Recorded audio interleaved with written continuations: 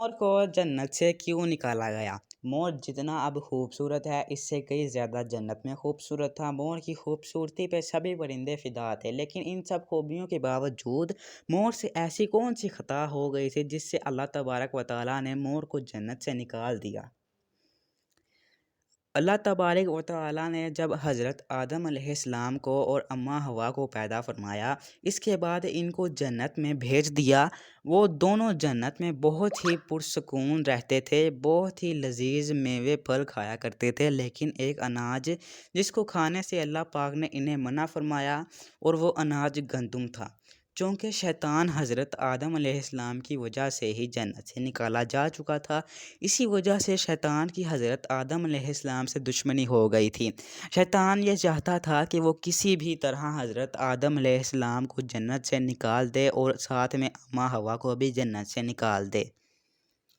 जब शैतान को ये ख़बर हुई कि हज़रत आदम अलैहिस्सलाम को तमाम मेवे खाने की इजाज़त है, लेकिन गंदुम खाने की इजाज़त नहीं है, तो शैतान इंतकाम की आग दिल में लिए जन्नत के दरवाज़े के पास बैठ गया और 300 साल तक वहाँ पर बैठा रहा कि कोई जन्नत के दरवाज़े से बाहर आए और शैतान इससे बात कर सके।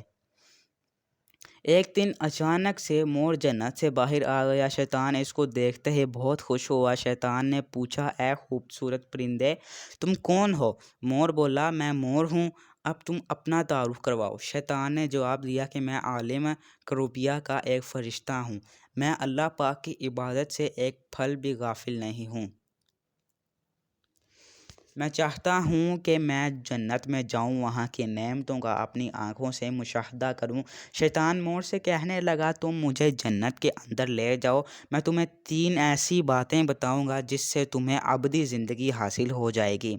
तुम्हें बुढ़ापा और बीमारी नहीं आएगी, तुम हमेशा जन्नत में ही रहोगे। शैतान की ये बातें सुनकर लालच में आकर मोर ने कहा कि मुझ में तो इतनी ताकत नहीं है कि मैं तुम्हें जन्नत के अंदर ले जाऊं, लेकिन एक सांप मेरा दोस्त है, वो शायद तुम्हारी मदद कर सके।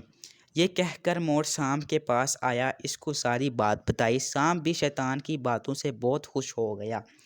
फिर शैतान को अपने मुंह में छुपाकर जन्नत में दाखिल हो गया और यूं शैतान अपनी चाल में कामयाब हो गया।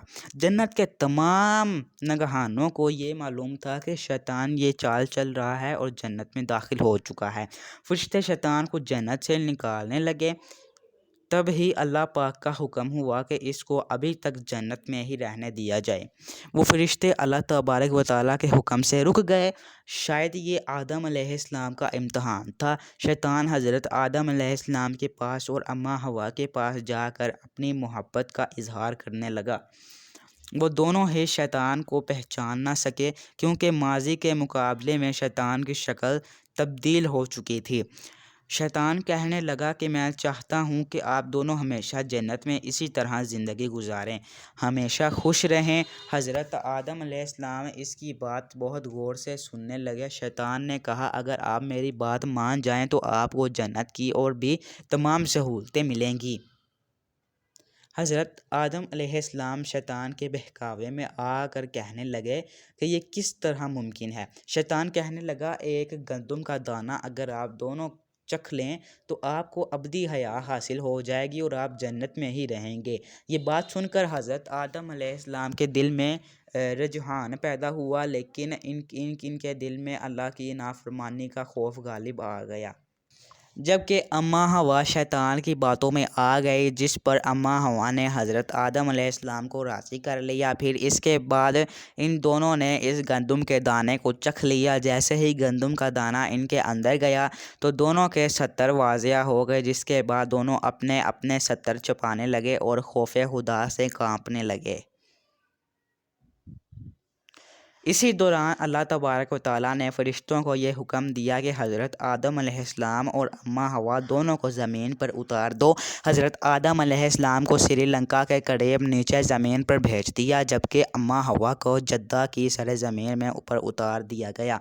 जिन खूबसूरत परों से चलकर मोर शैतान को जन्नत के अंदर ले कर आया था, वही खूबसूरत पाँव अल्लाह पाक ने मोर से ले लिए। सांप जो अपने मुँह में शैतान को छिपा कर लाया था, इसके मुँह की خوبصورت خوشبو کو چھین کر اس میں زہر ڈال دیا گیا۔ پھر مور کے ساتھ ساتھ سانپ کو بھی جنت سے نکال دیا گیا۔